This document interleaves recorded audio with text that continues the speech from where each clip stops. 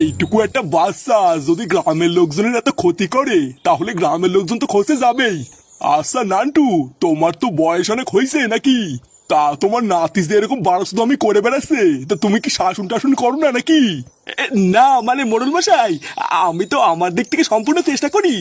দাদু হয়ে যতটা সম্ভব আমি তো সবই করি। হ্যাঁ, তা তুমি কেমন শাসন করছো সেটা তো দেখতেই পারতেছি।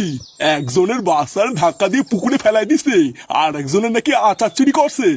আর ওই যে কেউটে পড়ে আছে, কেউটেরও নাকি মাল খাওয়াই দিছে। কেউটের জ্ঞান ফিরতেছে না বলে কেউটের মাও সেই থেকে কাঁদতেছে। তা হইলে বলো নান্টু, এটাই হইলো কি তোমার শাসন, তাই না? আর এই যে ফুটো, তা তুমি কেমন বাপ হইছো? তা এইটুকু বয়সে তোমার ছেলেটাকে তুমি এইসব শিখাও? দেখুন বাড়া, আমি কেন এইসব শিখাতে যাবো? আমার কি খেয়ে দেখুন কাজ নেই নাকি?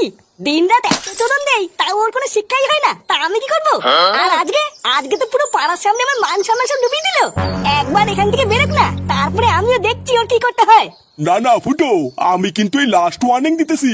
তুমি তোমার ছেলেরা কি করবা কি না করবা আমি জানি না, কিন্তু তোমার ছেলের নামে যদি পরের বার আর কোনো নালিশ আসে তাহলে কিন্তু আমি তোমাদের সবাইরই গ্রাম ছাড়া করবোই বলে দিলাম। আপনি কোনো চাপ নেবেন না, ফাটার নামে আজকের পর থেকে আর কোনো নালিশই আসবে না। আজ ওর আমি এমন একটা ভাঙবো, ও নড়তে পারলে তো লোকে এসে নালিশ করবে। পুরো গ্রামের লোকের সামনে আজকে তুই আমাকে এই দিন দেখালি চুদির